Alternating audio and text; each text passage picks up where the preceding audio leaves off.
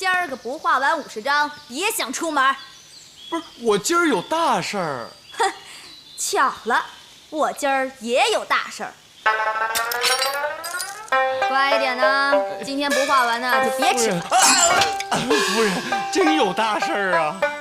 文房4宝1套，当银100两。客官，您走好了。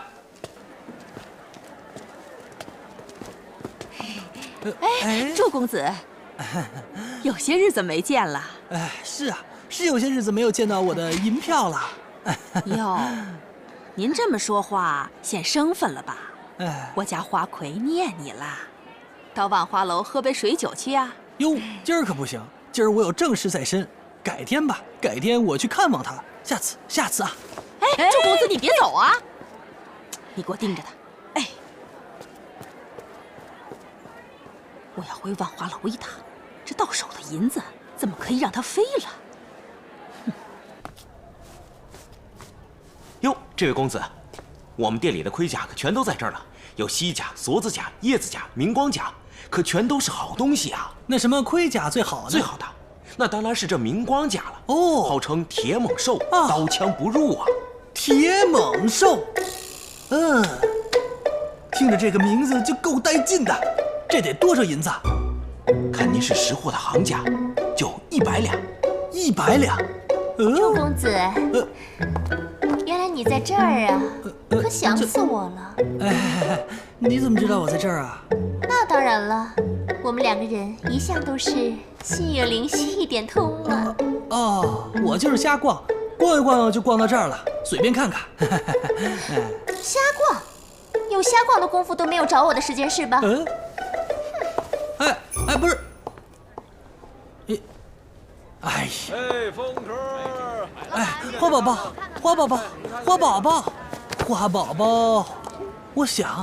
我天天都在想，夜夜都在想啊。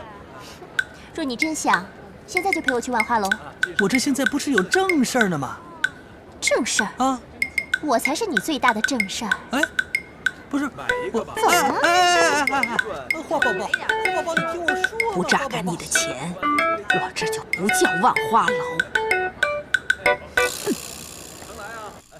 祝公子，哎，你是怎么了？平时来了都不愿意走，怎么今天魂不守舍的？啊，莫非你是嫌我不好看了？哎，没有，你最好看了啊！全天下就你是最美的。既然这样，这杯酒我要你喂我。好，我喂你啊。300两。妈妈，那朱公子已经进去3个时辰了，点了1桌上等席面，还有3壶女儿红呢。好，他要什么好酒好菜，给他送去。只要李花魁把人缠住了，我一定能从他身上掏出银子。去。好嘞。今天呢，我要与你一醉方休，彻夜把谈。你若是不愿意，那就是对我薄情。别，我喝，哎，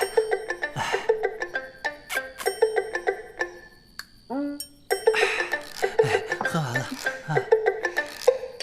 哎，花宝宝，你不是和我说你嫌你的头发不像洋人吗？我倒是有个法子，可以让你的头发跟那个洋人的金头发一模一样。真的？哎，我如果染了金发，再穿上这身洋装，那我不就是苏州第一花魁了？祝郎，赶快给我染啊！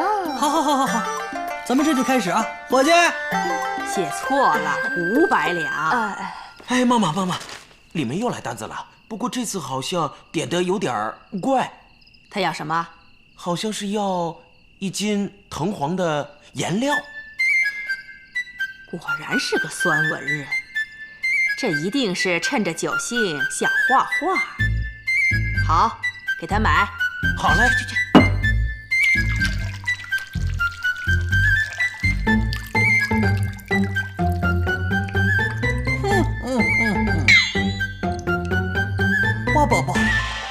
来了。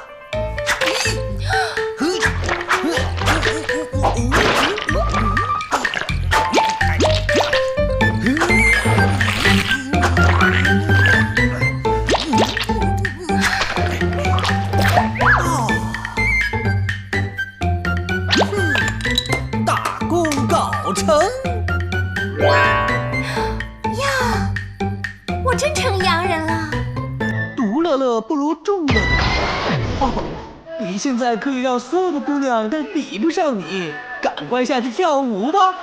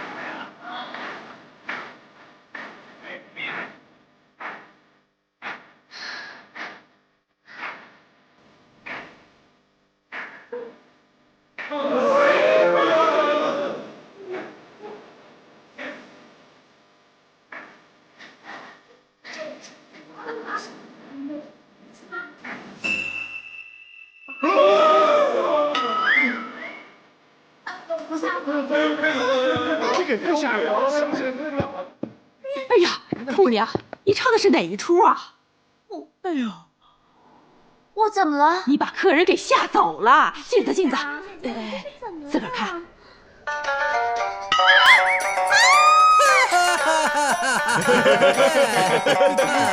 哎呀，来，给我倒酒。你是3个月都不掉色的，是他害了我妈妈。走开！倒酒，快，给我满上。你傻呀你！现在还伺候他，马上把这个人给我赶出去！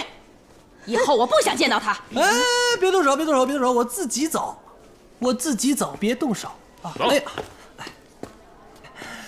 好宝宝，真对不住啊，我本来是不想走，我想在这儿陪你的，谁知道他们非让我走啊！走，对不住啊！走，对不住啊，花宝宝，快点，花宝宝。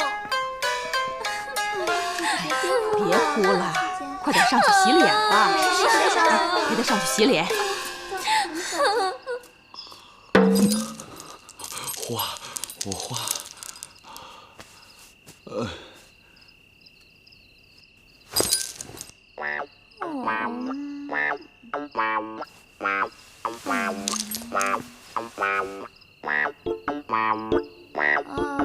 对，不维权啊！这里。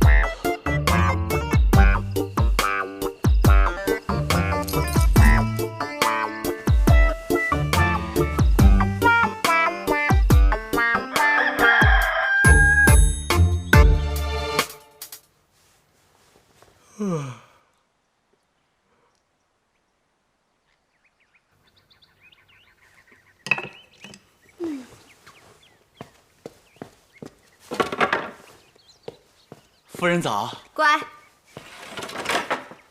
我这就出去了啊，你好好画。夫人，我就在琢磨，你这玩意儿做的如此粗糙，它到底响是不响啊？你开什么玩笑呢？哎，前2天你不是还看着我带着他跟你一起卖画呢吗？那没准是我的画好呢，不是这喇叭响。就你这破画，哼，我先证明给你看是哪个好啊。好。它怎么不响了？哎，对呀，昨天我还听得好好的呢。就是啊。哎，夫人，我帮你看看啊。哎呦，夫人，这都流水了。这怎么？哎，等会儿，这个没准是你做的生意太多，放的次数太多，坏了。那怎么办呀？得修。对，得修。哎，等会儿，这玩意儿啊，你也修不好。哎，这西洋货还得洋人来修。有道理，我找洋人修去。哎呀，夫人，你认识洋人吗？你要过去找他们，他要你100两银子怎么办100两啊！啊？哎，这样，我想了一个辙，我跟洋人啊有点交情，我去找他，没准啊他分文不取，这不挺好吗？真的？啊，上次我去洋人家吃过饭，你忘了吗？有道理哈。行，那你去修，修好了算你大功一件啊。夫人呀，也不行，这画我还没画完呢。别画，修它要紧。行吧。帮我解开。我都给忘了。我帮你开啊。夫人呀，你得快点，万一那洋人啊出门了，我不好找。好。哎，相公啊，我跟你说啊，你这个一定要叫他修好了，咱们家可是靠他吃饭呢，听见没？然后啊，跟洋人们去，千万不能让他们多收钱呢。哎，你再跟人商量一下，如果能多放些香叶进去就更好了，是不是？啊，你干嘛呢？不是你修那个，你拿这个干嘛呀？哎呀，夫人，这你就不懂了。去而不往非礼也。这些洋人啊，最好吃了，缺的就是这些做饭的家伙事儿，这就算随个人情了。有道理，有道理。哎呀，我们家相公呀，平时看起来那么愚，没想到挺懂人情世故的嘛。这都是夫人教的好。快去吧啊！哎，早去早回啊！快点吧，伯虎肯定到了。急呀！哎，伯虎呢？来，怎么那么久啊你？就是他嘛。祝兄，文贤弟。哎，这是什么？你们这是干嘛？去挖人家地瓜，准备野炊啊？野炊？不是劫洋人的车吗？是啊，我这都准备好了。哎，这擀面杖，你别小看它啊，这是文家的家法，哎，是我夫人的嫁妆，嘿嘿，千年铁木做成，能破钢刀啊！这么厉害啊！那祝兄啊，你藏的什么东西啊？对呀，你老说不方便的，拿出来看看，什么东西啊？拿出来啊！哇！我本来是要买副盔甲的，结果那钱给万花楼的老鸨子给讹去了。我现在身无分文，幸好我灵机一动，看，这可是新烧出来的大青瓦片，刀枪不入啊！是吗？那当然，看起来还挺结实的，不过挺沉的吧？肯定沉，要不就没命了。那是。哎，都准备好了，咱走吧。那马车都到郊外了。啊，走。哎，等等，这个，哎，干嘛呀？给你。还要蒙面呀？啊，走，太刺激了，走吧。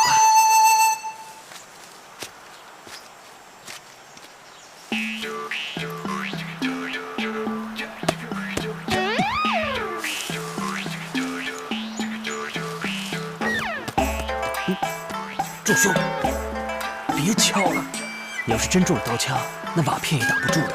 这有个总比没有强啊！你说就咱们仨这样的，能劫上洋车吗？我怎么心里那么没底呀？文兄，你放心，孙子所言，攻其不备，出其不意。我们这样打个埋伏，还是很有胜算的。对。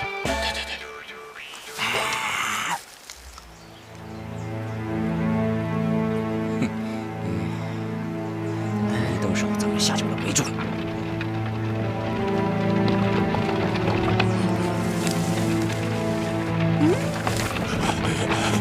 是不是来了？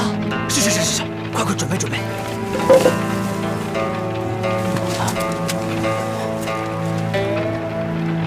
准备好啊，准备，好。走！动手！快点！站住！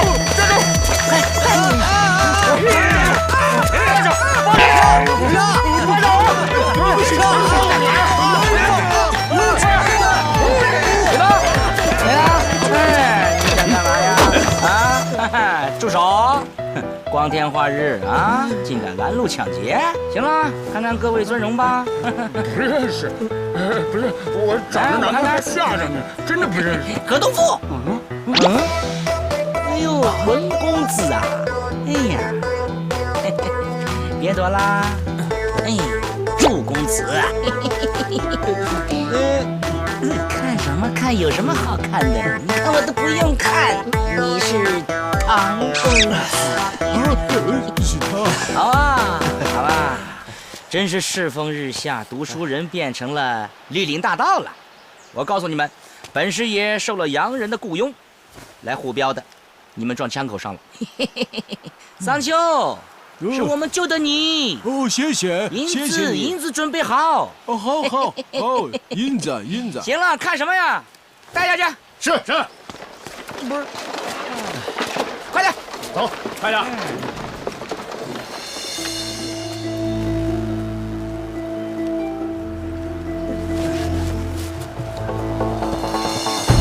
兄弟们，杀呀！有土匪，快协助他们！快！你们几个待在这。上马车，快！上马车，快！这是怎么回事？哎呀！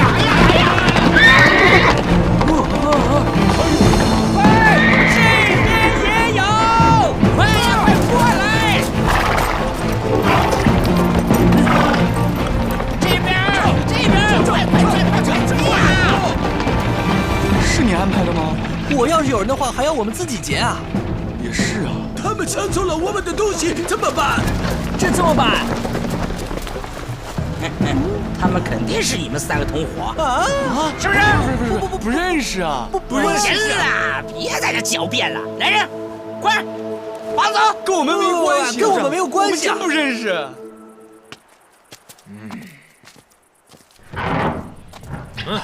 看什么看？进去，快走！快点！等，怎么？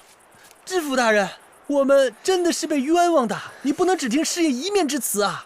我们都是读书人，手无缚鸡之力的，怎么会是劫车的强盗呢？是，好一个手无缚鸡之力啊！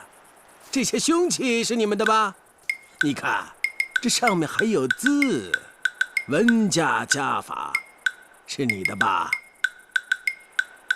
唐伯虎，你说呀？知府大人，是那些东西确实是我们的，但是我们劫这些东西是有苦衷的。我们不是为了贪财，我们是为了大义。对啊，哎呦，还不为了贪财呀？那一车洋货，不是你们同伙抢劫的吗？不，知府大人此言差矣。那些劫洋货的黑衣人，我们不认识。不认识啊！不认识啊！来这儿的人开始都说不认识，那我叫他们，叫你们认识认识。哎，别乱来啊！我们可都是有功名的，不能用刑啊！不能用刑的。我对你们酸秀才啊，早就有办法了。什么东西？上！你们想干嘛？别这样嘛！别！你想干嘛？不要了！不能用刑的！干嘛？好歹也是才子嘛，对不对？不要啊！就是啊！这样对我们啊！别过来！别开玩笑啊！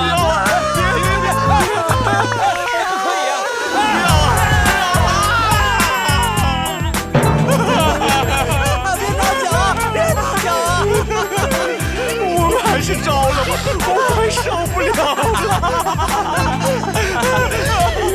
不行，我们江南4大才子是不会认输的。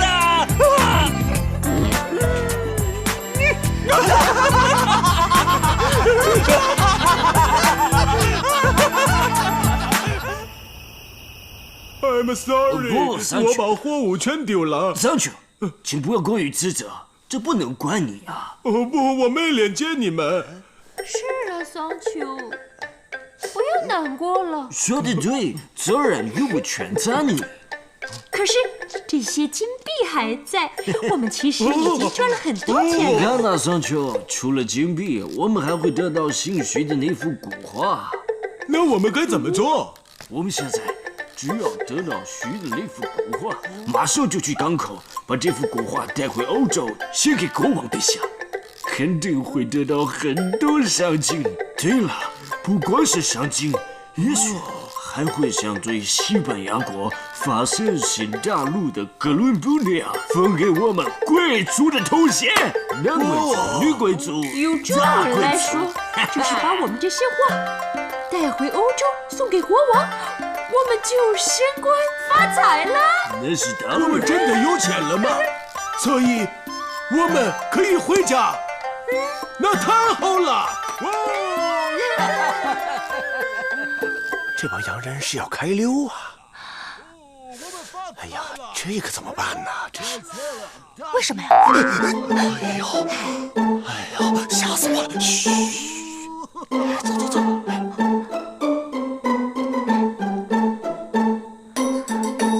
哎呀，你吓死我了！哎，王掌柜，你刚才念叨什么？说那几个洋人要走？哎，你说这洋人呢，真不靠谱，说走就要走。他们要走了，我就没有房租钱还债了。这怎么回事啊？让他们回去享福，留你们在这受苦，哎，这可不行。可腿长在洋人身上，谁能管得住啊？哎，我听说啊，他们好像要徐真卿公子的一幅古画。对呀，刚才还说呢，他们说得了古画就走。啊？哎，我好像知道该怎么让洋人留下来了。谢谢石榴姑娘，启发了我。哎，没事没事。不过明天就是我跟徐真卿10天期限了。哎，石榴姑娘，你说什么？没事，我走了啊。啊，事情就是这样的。你说的都是真的？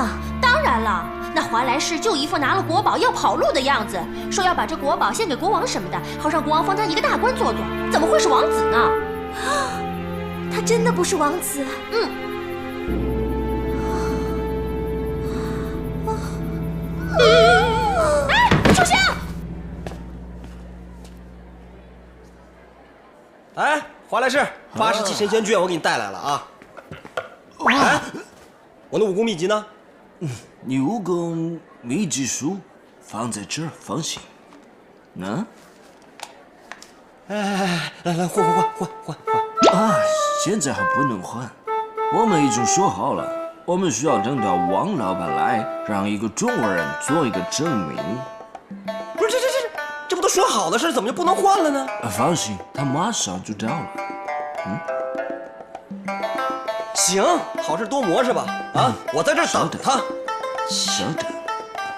爷爷，徐公子惦记我呢。啊，哎呀，你终于来了你！我跟你说啊，借一步说话。这个今天不能给他，要不你就吃了大亏了。吃亏？为什么？我跟你说一个惊天的大秘密，这徐公子啊，不光就是一幅画，他家里还有很多更值钱的画呢。哎，你要是今天跟他做成了这个生意，那你就得不到他家还有更多的好画，那你不是吃了大亏了吗？啊 ，OK， 哎。我们中国有句话，量小非君子。我知道你是位君子啊，但是你可不能贪图小便宜，一定要有大度量、大胆量、大度量。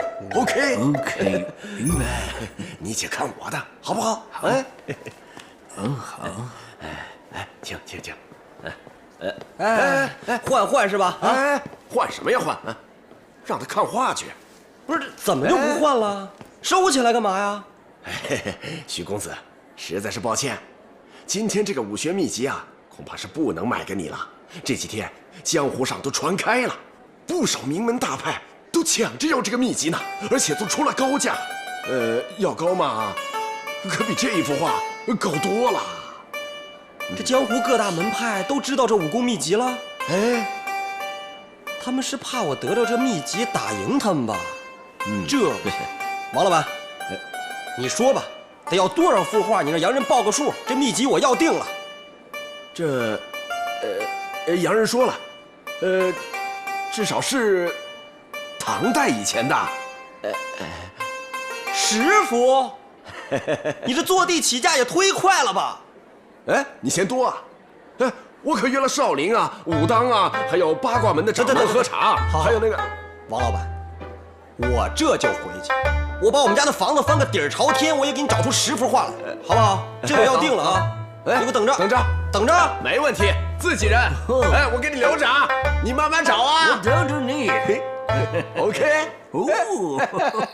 这是给各位的辛苦费啊，来拿着，这次就有劳各位了啊。是，哎，下次有事找我们，尽管吩咐。哎，那当然了。告辞。告辞。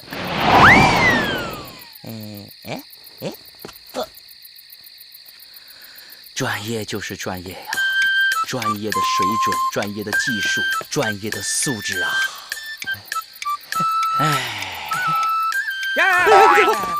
你干什么你啊？吓我一跳啊！干什么？里面都安排好了，你瞧瞧去吧。那行，走，看看去吧。快走。咻，专业呀！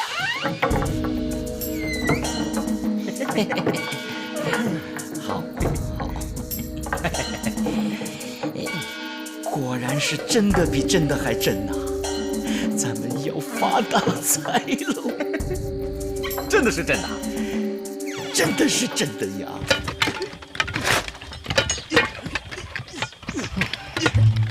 都给我快点挖！谁挖出古画来，工钱涨10倍啊！刘红，过来！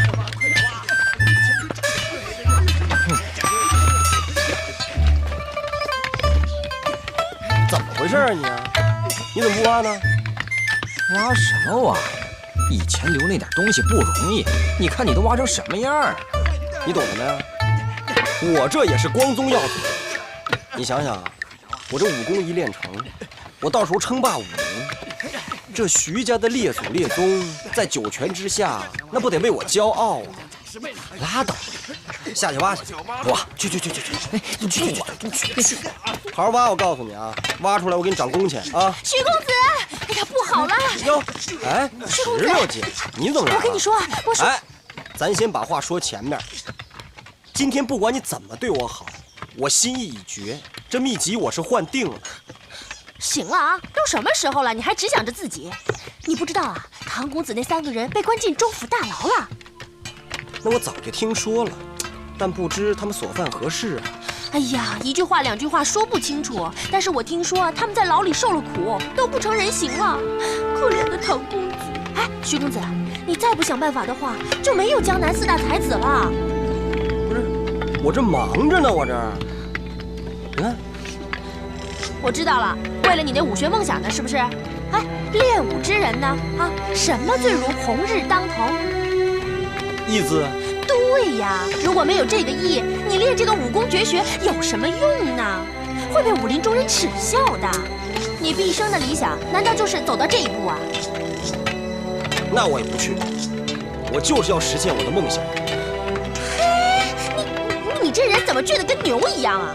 道理讲不清楚是不是？今天我就再教训教训你。哎，石榴姐，你来真的是不是？你说呢？我告诉你，我现在就有一个梦想。 说，那就是在1年之内打败你。哼，你得了吧你！走了，疼，去打牢，轻点，跟我走。哎呀，我别看，干活，快点挖，快点挖，快点挖。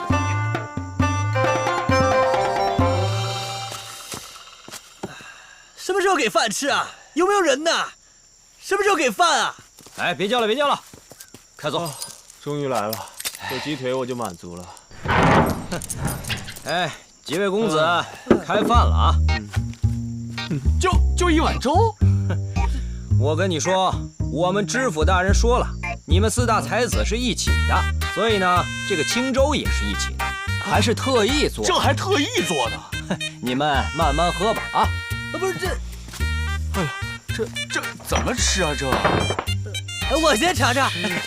哎，怎么你先来啊？按岁数来说，也应该是我先来，对不对？别，我年纪最大，当然是我先喝了。你大你还争？哎呦，你就别跟我争了。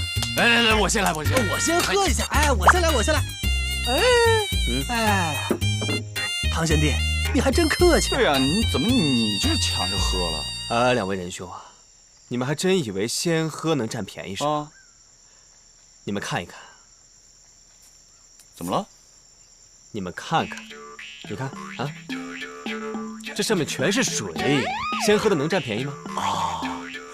朱兄，来，你先来。我先喝的是水，你后吃的是米，我傻呀？那按这么说，那粥没法喝了。这古有二桃杀三士，那现在一碗稀粥就让我们三大才子反目了，是吗？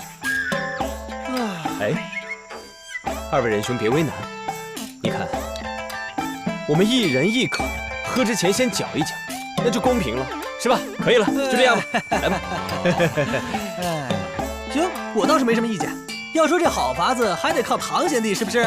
这水浑了呀，可以摸鱼；这粥浑了，可以公平。要么唐贤弟你先来。浑水摸鱼？你说这次我们三人无缘无故被关进来，会不会是有人从中把这水搅浑了，然后当中摸鱼呢？你这么说吧，还有点道理。哎，你们想想，怎么会有那么巧的事儿？我们去劫车，正好这师爷就围在后面，正好把咱们给围了，正好黑衣人就把洋货给劫走了，正好又是师爷把我们带到这儿来了，所以我们终于知道谁在浑水摸鱼了吧？师爷，这个师爷还以为我们四大才子是吃素的好欺负，是不是？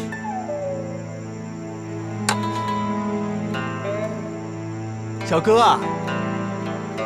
哥，来了，什么事儿啊？麻烦你，我们需要纸笔，我们要写悔过书。哎呀，知道了，真麻烦，事情真多。谢谢了啊。什么态度？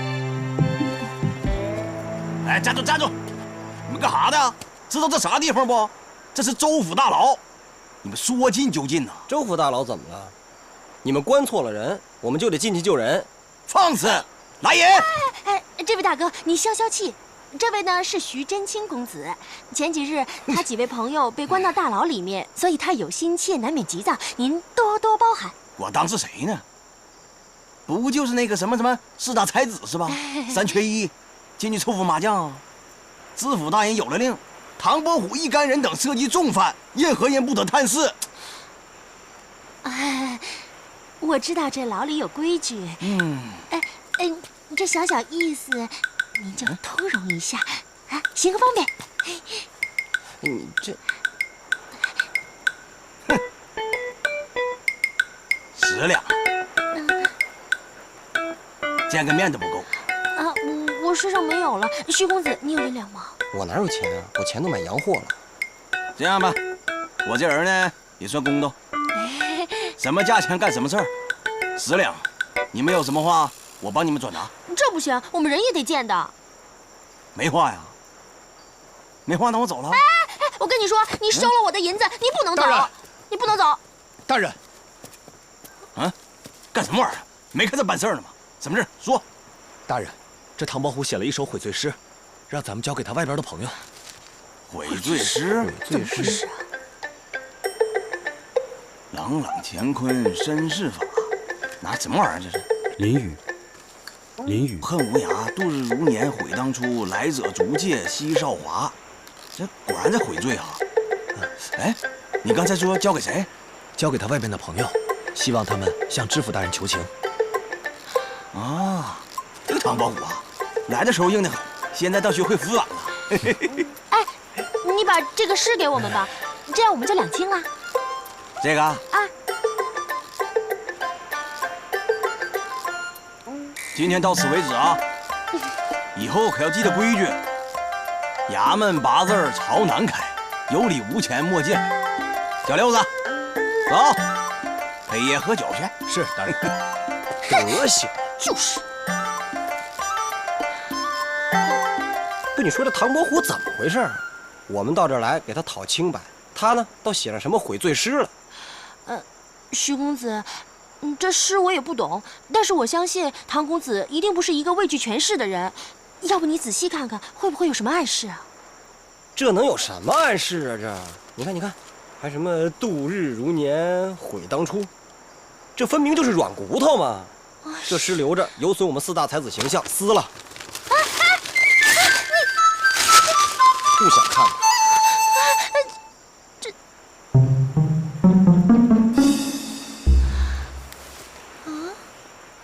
朗拿度来，这好像是一句话呀，石榴姐。事不宜迟，我赶紧去找朗拿度。朗拿度，哎，石榴姐，石榴姐，王爷，王爷，王爷，你上哪去？站住！我要把丢镖的事情跟王爷说明白。好，就怕这事儿你越说越不明白。师爷，你说的这话是什么意思啊？我问你，这护镖的差事是不是王爷叫咱们俩带人去做的？是啊。那镖是不是在咱俩手中丢的？我们没有保护好，这不就对了吗？啊！咱们白白让王爷损失一大笔护镖费呀，生生铸成此错，难道还要向他去报告？你这不是扯着老虎的尾巴喊救命，找死吗？啊！师爷，你有道理。可是事情发生了，那现在怎么办？怎么办？赶紧把这事摁住，不说呀！可是王爷早晚会知道。哎呀，这八仙过海不用传，到时候我自有办法。会吧？我还是有点事情不明白。想不明白的事儿啊，就让它随风而去吧。走。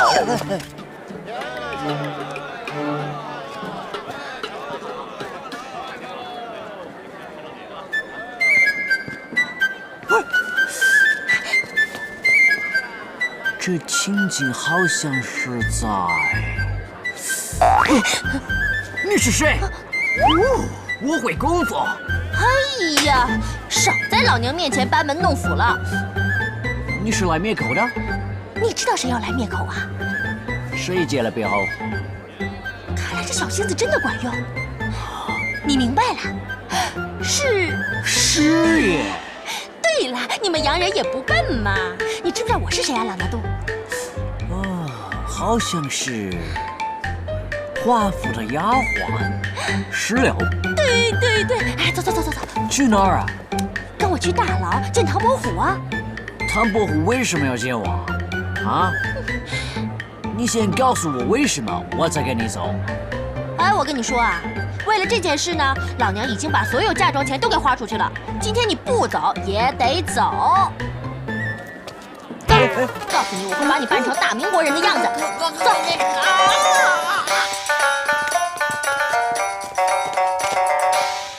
哎呀，唐公子，我都是为了你呀。哎呀，别想进去了。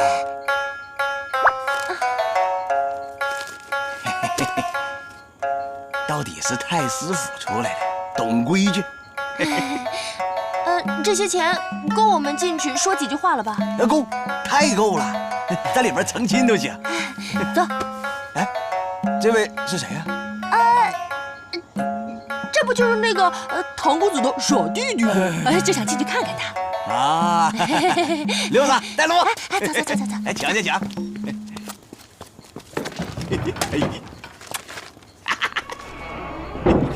那天你真的看见师爷对着那些黑衣马贼晃了镜子了？是的，那天事情很急，也没想太多。可是现在越想越不对，就是师爷镜子一晃，马匪就出来了打劫，他们肯定有勾当。石榴妹子，那你怎么知道师爷是个马贼在那儿晃镜子？哦，我们家有做这行的，我从小就知道。哦，真的是螳螂捕蝉，黄雀在后啊！哎呀，何止啊！黄雀之后还有猛兽呢。按没错。哎呀，师爷这招真的厉害，既可以劫了马车，又可以诬陷了我们3个人，一石二鸟，精彩精彩。可是唐公子，我也不想那样让我的亲戚们赔本，我也不想看你们被冤枉。我觉得要想一个办法，就是揭发师爷。他来一招一石二鸟，那我们就来一个明修栈道，暗度陈仓。拉纳度，你出去以后就装作什么都不知道，什么都没有发生过，暗中跟着师爷，查查他到底去过哪里，见过什么人。好，这个没问题。可只是这样就行了吗？16啊！唐公子，你叫我啊，有什么你尽管说，为你上刀山下火海我都愿意。事到如今呢，这件事只能靠16姐了。你记得把这件事情回去跟你的华太师说，有多大说多大啊！可是16嘴笨啊，没事，我教你怎么说啊。来，你就说。哎呀，唐公子，我记不住，你再贴过来一点吧。哎呀，你贴的越近，我越记得住。对，我知道。啊，明白了吧？好了，唐公子，你说的我都记下来了。我们现在有肌肤之亲了，你说的我都会办好的，你放心。16姐，什么事？徐真卿那幅画，你必须好好看着。放心，其他人我不能治，抓他就跟抓个小鸡儿似的。什么？洋人飙车？怎么回事啊？哎呀，这么大的事，老爷您都不知道啊！就是那个卖货物的洋人从泉城把货物进不来了，请了宁王的亲兵做保镖，半路遇见劫匪，宁王亲兵不济事，货物就被劫了。什么？宁王派亲兵给洋人做保镖？是啊，听说那亲兵还是从京城的御林军里挑出来的。宁王这么一做，不是让我们大明王朝堂堂御林军给洋人做保镖吗？我堂堂大明国的御林军给洋人做保镖，有辱国格，有辱国格啊！而且老爷，你想想看呐，这货物啊还是被劫了去。如果让这些洋人传到海外，不就成了？这何止是有辱国格啊！传到海外啊，人家外邦知道我御林军如此不堪一击，岂不知道我大明国军力空虚，那得派兵来攻啊！老爷怎么办呢？你吓到16了。如果有外邦来入侵，我们这些黎民百姓怎么办呢？好，如此误国误民的大事，我堂堂太师不出手，更待何人？快点，给我速速备轿！老爷，您是要去？我要去宁王府问罪。好嘞。有点紧张呢。走。宁王，给我出来！给我出来！我可进去了。你起来。你起来。宁王，你给我起来！你干嘛呀？你大胆私闯王府，那是大罪；私闯人家的卧室，那是罪上加罪。你是不是活腻了？我看你是活腻了。你胆大包天，以不法手段玷污国体，这么大的罪，你怎么说？玷污国体，简直胡说八道！你有凭证吗？好，我问你，3天之前，你是不是派亲兵为洋人押过镖啊？是又怎样？亲兵是本王所属的，该怎么调遣就怎么调遣。好，你承认的倒挺爽快。你胆大包天，擅自派御赐亲兵为洋人押镖，这有辱国格。非但如此，这押镖途中还不敌草寇，丢镖又丢人，这已经是有辱国威了。我告诉你，本太师，你把你的所作所为密写奏折，送往京城，报告给了皇上。你就在你的温柔乡里待着吧。如果皇上龙威大怒，你的下半辈子就在天牢里抱着稻草睡吧。哼！来人！王爷，看什么看？转过去！把师爷叫起来。是王爷。去！哎呀，赶快把被子盖上！皇上派人来查护镖丢人的事。哎呀，完了！这么重大的事情，在我眼皮子底下，怎么就不知道呢？完了！这下可如何是好啊！大人，您先别着急，您仔细想想，这事儿可跟你好像压根儿就没关系。哎，这跟我没关系啊？是啊。对呀，华太师告宁王爷，这跟我有什么关系啊？哎，墙头草，啊，两边倒，哪边得势我哪边倒。对，这叫见风使舵。大人，那咱们现在，你把公文抄2份，哎，分送宁王和华太师。好，小的这就去办。这叫秉公办事。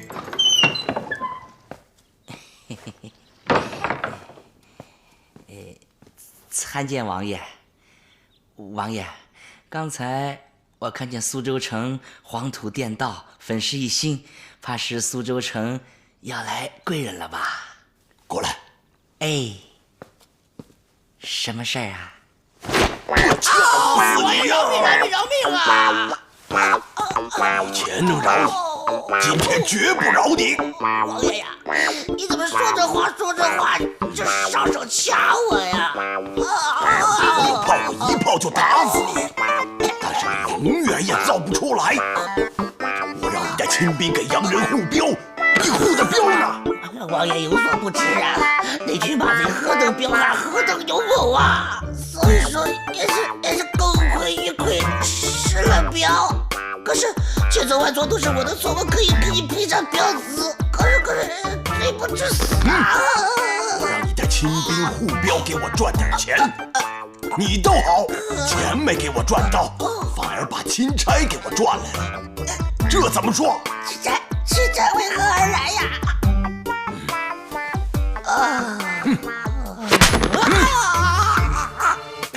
还不是那个华老头，他知道了这件事情，告到了皇上那里去。皇上知道了，我亲自调动亲兵，要抓我治罪呀！让他等我一句，钦差是谁呀？那就是公文里面说的周公公。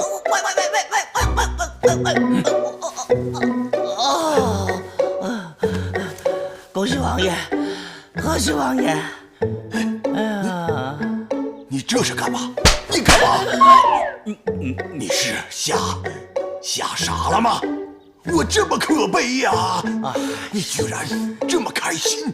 王爷呀，要是真是周公公，不但保证你没事儿，而且咱们还可以大获全胜。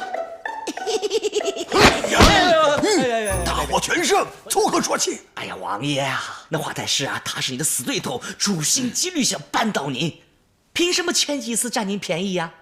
他不就是靠唐伯虎吗？小人有一计，先于你，不但让你不受朝廷查处，而且还可以借刀杀人，顺便可以杀掉唐伯虎。借刀杀人？哎，请听在下徐徐道来。哎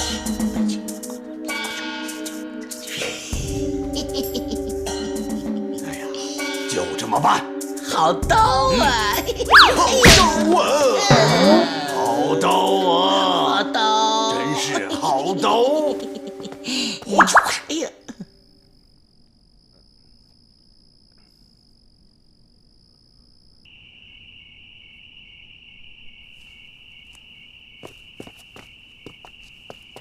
王掌柜啊，我问你啊，你别急啊，你确定神仙卷在徐真卿那儿？千真万确，徐真卿他准备拿这张画换洋人的书呢。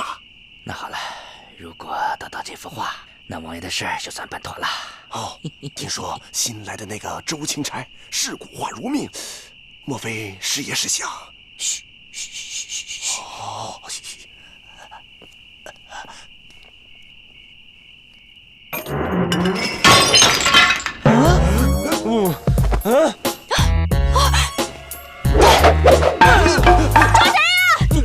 走！别跑！给我站住！石头姐，你干嘛去？哎呀，抓贼呀！我跟你说，有贼！对呀，别跑，你回来！哎呀，我告诉你啊，有本事你别偷，你明抢！我告诉你，我可会功夫啊！徐真卿，就你那2、3下收起来好不好？人呐被我打跑了。16姐，你怎么能这样呢？你说我身为一个男人，怎么能让你出手呢？下次不管我是睡觉也好，你就叫我啊！我吃饭你也叫我啊！我要上茅房的话，我自己来。千万别啊！这次啊，还好有唐公子料事如神，否则可就悬了。就凭你那3脚猫的功夫，你跟我走。去哪儿啊？哎呀，我说这画放在你这儿不安全，我给它找个安全的去处。哦，也对哈，就是不怕贼抢，就怕贼惦记，是不是？聪明。嘿，那我们去哪儿啊？哎，还真有个地方啊，贼呀不敢进去。什么地方啊？哎，我还有一半的嫁妆，我们去大牢。大牢？对。这画要是给你们，你们肯定不会还我。到时候我怎么换我的武功秘籍啊？哎，啊？拿来吧。哎，不是我。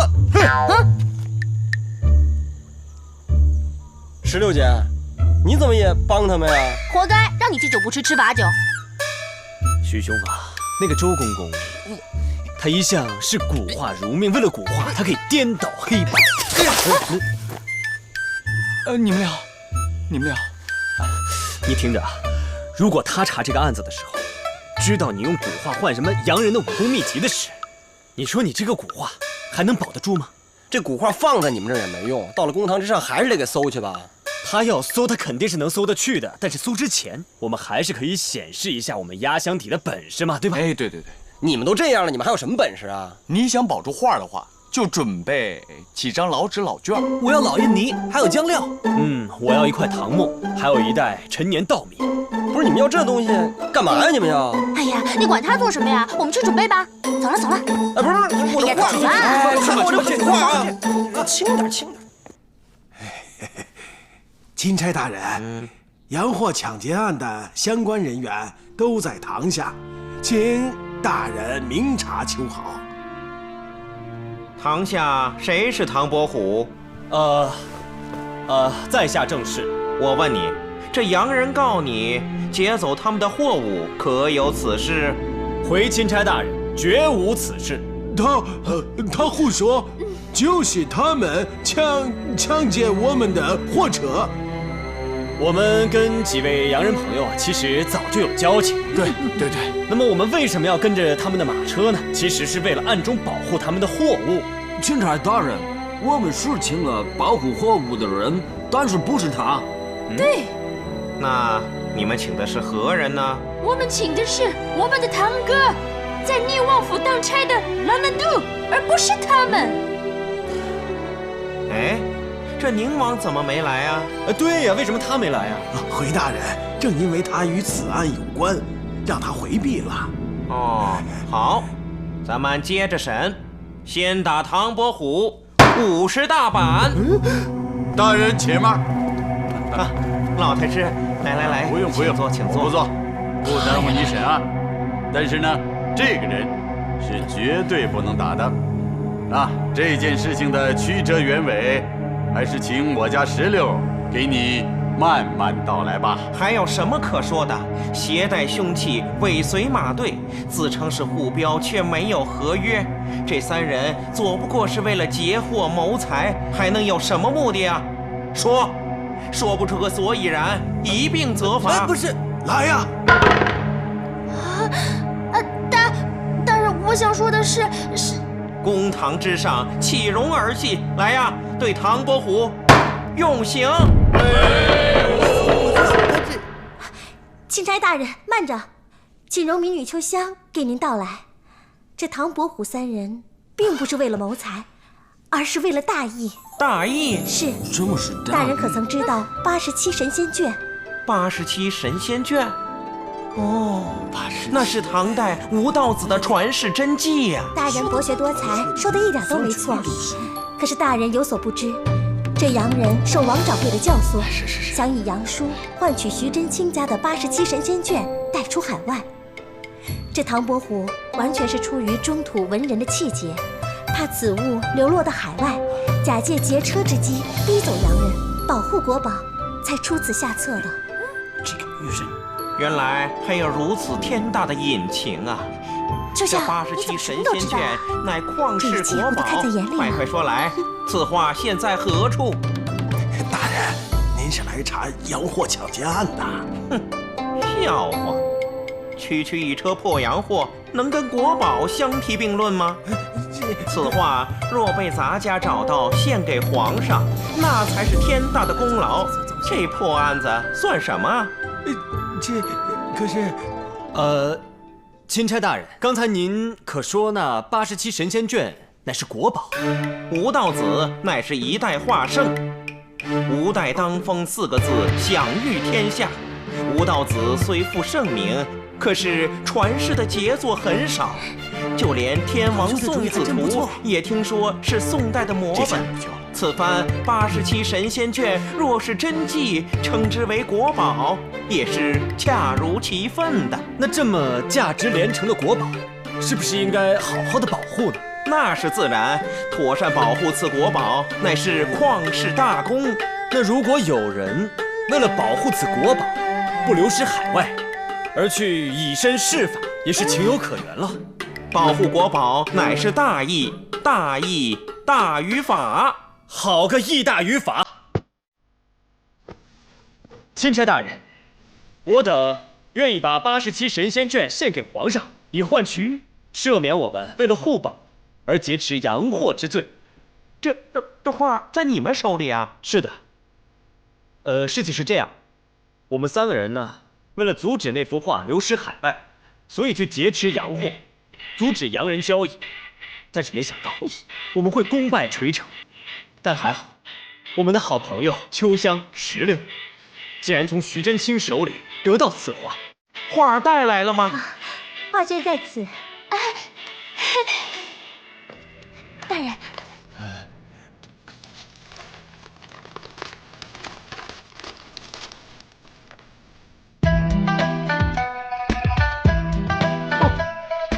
这绢对、墨对、印对。哟，还有重眼儿，果然是老的。哎，焦墨淡彩，真是天人之作呀！咱家此生能与此画结缘，乃是天大的造化，天大的造化呀！钦差大人，虽然我们已经把87神仙卷献给了皇上，但是功是功，过是过，现在还请钦差大人治我们劫持洋货之罪。大人，唐伯虎的罪证确凿，他们洋人有理有据。如果不惩罚唐伯虎，那恐怕……知府大人，我问你，你是当的哪国哪朝的官啊？这大明国的官。那就是了。身为大明国的官吏，眼见国宝就要被洋商骗至海外，非但不闻不问，还想治保护国宝的忠良义士的罪。你是给大明国、给皇上当的差呀，还是给洋人当的差呀？钦差大人一言，下官是醍醐灌顶啊！那你知道这个案子该怎么判了吧？知道，知道。好，那咱家先回去赏画了，这剩下的事儿呢，就有劳知府大人了。来，我陪你。有劳华太师，遵么本。钦差大人慢走。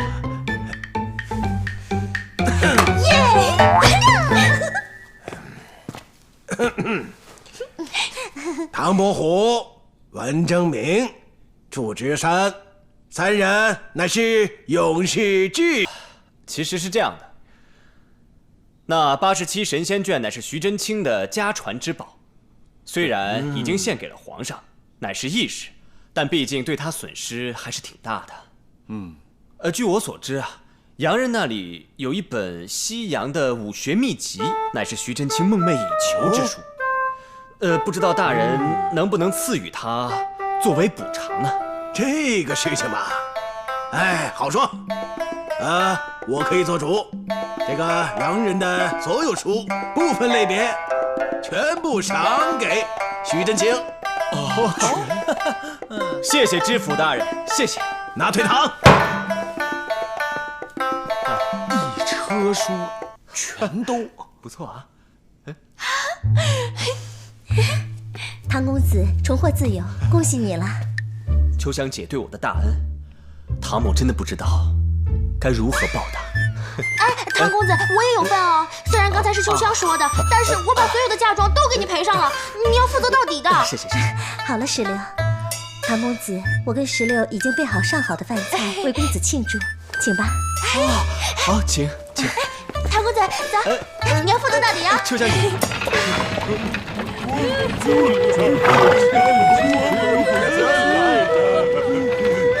我们一定会回来的。秋香，华莱士他们走了，你就别伤心了。谁说我伤心了？我就是在想，什么时候那个真正的王子才能把我接走啊？走吧。啊，便宜了！哎，看一看啊！哎，诸位武林同仁啊，谢谢诸位这么抬爱徐某，徐某在这儿感谢了。哈哈，恭喜徐兄啊！听闻徐兄获得一部西洋神功秘籍，那是攻无不克，战无不胜，是武林当中一大盛事啊！岳兄台所言极是啊！今天咱们来，一呢是为了祝贺徐兄，二来也是为了见识一下那西洋神功的精妙。光说不练那是假把式，你这秘籍不让我们看，这西洋神功的精妙还不让我们大伙儿一起见识一下？好，让我们见识一下。你们都想见识一下是吧？对呀，好，我们想见识。那我就给你们演示一遍，都看好了啊！好，来让技展身手。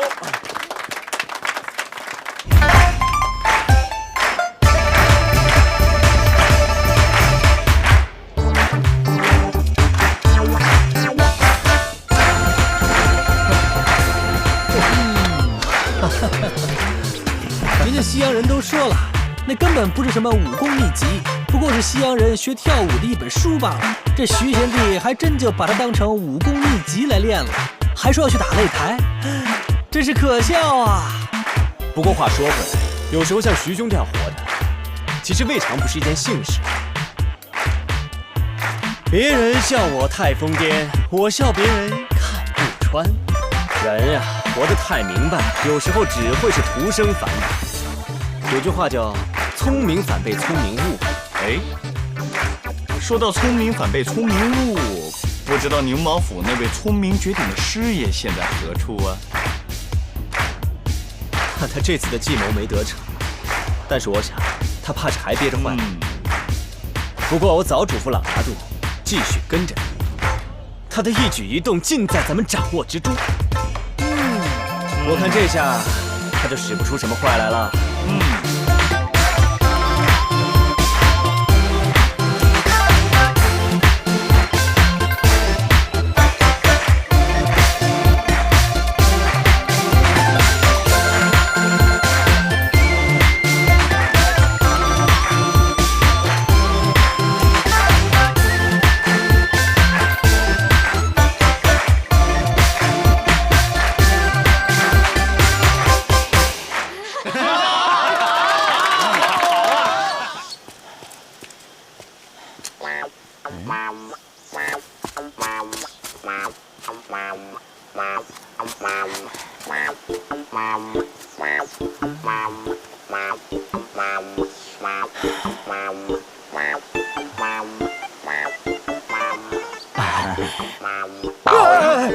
你跟着我干嘛？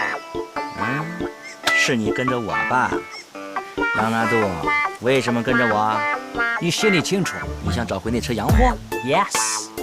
好，看在朋友的份上，我帮你找回来。你在哪儿？跟我来。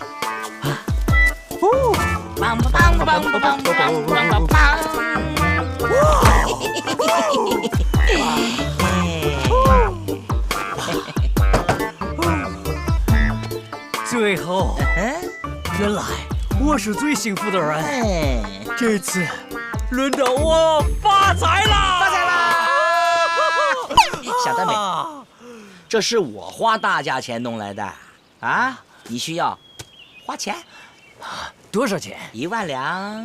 1万两，我算一算，如果按现在的价格，用起来3万两。3万。那你接着做好了。那为什么亏本的生意你也要做？一是避险，二是我卖不过你，你是洋人卖洋货，别人肯出高价哦。有道理，成交！怎么样，好吧？好，我现在拿走。哎，现在不行，咱们先去集合去，走。走。王爷，您找我啊？师爷。哎。朗拿度今天一早来见我，给了这封信，就匆匆的走了。你看一下，信里面写的是什么吧？王爷，这是朗拿度的辞职信呐。辞职啊？怎么会辞职呢？我对他有什么不好吗？说不干就不干了吗？哎呀，王爷呀，人往高处走，兴许是朗拿度遇到了什么好机缘啦，或者是寻到一个发财的新路子啦。呸！什么新路啊？跟你我走不是好好的吗？有比这条路更好的吗？是。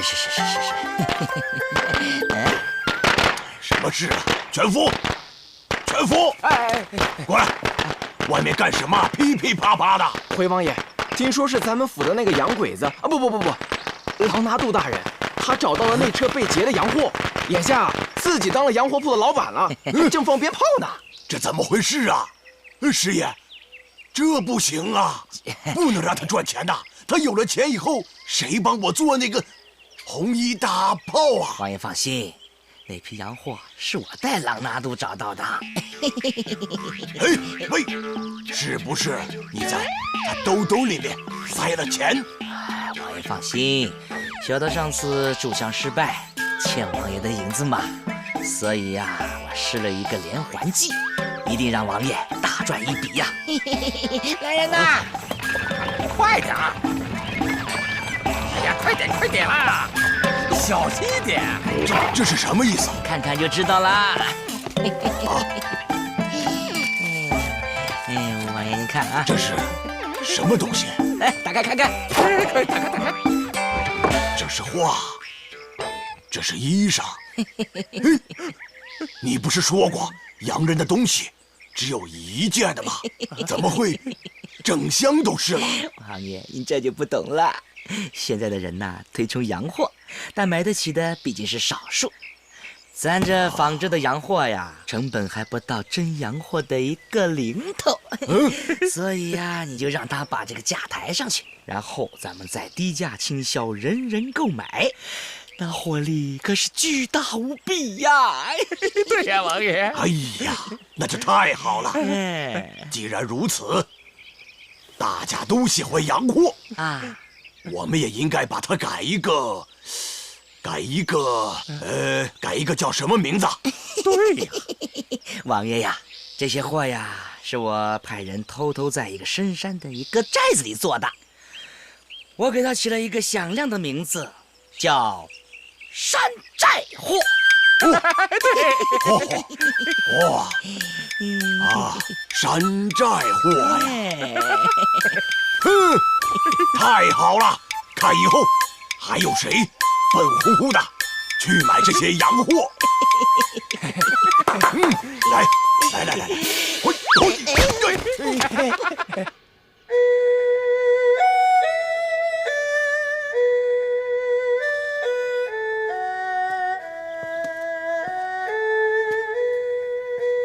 朗拿度，你不是说这些洋货一面世就会被抢购一空吗？现在可好了，铺子也租了，1万两也花光了，可一件都没卖出去。再这样下去，咱们家底儿都要赔光了。Oh my god！ 这么说很喜欢洋货，那这么说不买就不买了。上帝，请教教我。我要回娘家了。上帝，娘子，你要去哪？我要回娘家了，有钱了再找我吧。娘子啊！来，里面请啊！我来看看啊！来看看啊！看看，来里面看看啊！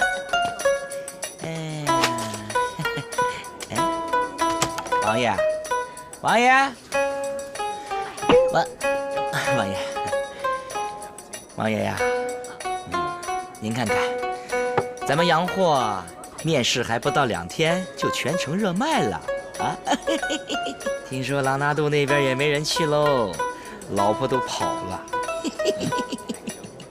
老婆都跑了哦，我想啊，不出2天，王爷你的银子我就能还清了，而且还能让您大赚一笔。我说师爷呀，你真会做生意啊！哎，朗拿度那支洋口红啊，要卖10两了。咱们这里的洋口红只卖1两。哎，那些个老百姓啊，哪个不是什么附庸风雅的？哪里便宜，他们就到哪里去买呀。是啊，王爷，您看看，放眼望去啊，这全城的姑娘，谁人不在用咱们造的洋口红啊？哇，怎么了？刺眼睛了，浪费呀你！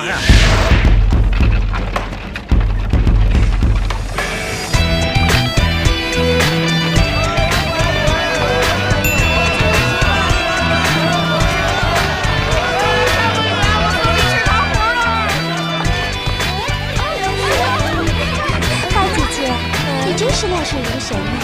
你说这满大街都是洋装的时候，穿中华服装一定会重新夺人眼球。你看，你又成了万众瞩目的焦点，引领苏州城的风尚。那是，我说过，潮流这东西，30年河东，30年河西。看着吧，现在这满大街的洋货都该成臭的了。哎，警车，警车！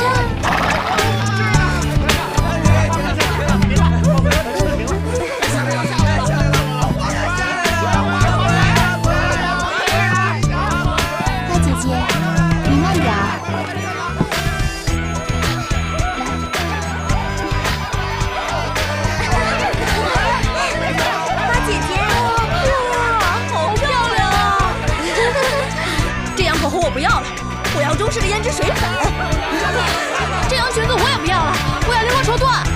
走走走，我们退货去，我们走，退货，对。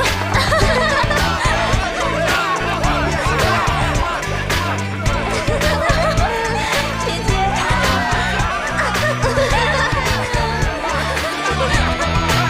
我不要穿这个，不要了，你干嘛不要了？你小心，哎，大姐，挺好的东西啊，是不是？啊，退钱，退钱！哎呀，大姐，这干嘛才不要啊？这么好的东西，哎，你干嘛不要了呀？这么好的东西，是吧？我说王爷，我也不知道潮流这东西来得快，去得也快，是吧？什么潮流不潮流的？我说你的脑袋真的是潮了吗？我跟你说啊，这店的装修，还有这些货，一笔一笔的给我算清楚，要不跟你没完。哎，两位还是先别张口了，我怕两位一张口就变得土气。你们可知道，他们这里现在的菜名，全都带有洋味儿。洋味儿？那好啊，那我点一个凉拌酸辣萝卜丝儿，能叫出名来吗？透着美，透着意境。哎，有意境，有情调。咦，哎，这谁来了？徐贤弟，徐贤弟，徐贤弟。徐贤弟，你不是代表苏州武林参访团去应天府打擂去了吗？我们都准备好给你接风了，你怎么这样？徐贤弟，这你得经过几番恶战啊！啊，这都打成这样了，打赢了是吧？打赢，第一回合就被打飞了。这不怪我啊，要怪就怪那西洋武功秘籍，这分明就是个伪作，害得我打擂输了不说，竟然有人跟我说那是什么西洋人学跳舞用的。你说这大丈夫命可以不要，这尊严不能不要啊！你让我以后怎么在江南的武术界混呢？啊，说的是啊。既然知道是伪作，又何必出此洋相呢？别跟我提洋啊！一跟我提羊这字儿，我心里就瘆得慌。现在想想，还是咱老祖宗这东西好啊。你说一提这老祖宗，你们把我这古画也交出去了，这秘籍也是假的，打擂我输了，你们还笑话我，不行，你们得赔我。哎呀，徐贤弟，人生不如意之事十之八九，过去了就让它过去吧。今天我们是特意给你接风洗尘，而且还有礼物准备给你哦。礼物？我现在就需要礼物来安慰我。那礼物啊，给我的。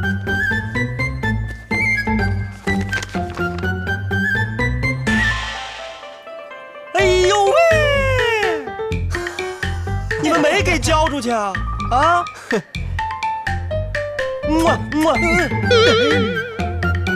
哎，那他们带走的是什么呀？他们什么都没带走啊，却留下2行老泪走了。哎呦喂！来，再亲一个啊！哎呀，不是，你看你们，白给的便宜都不占，真是的。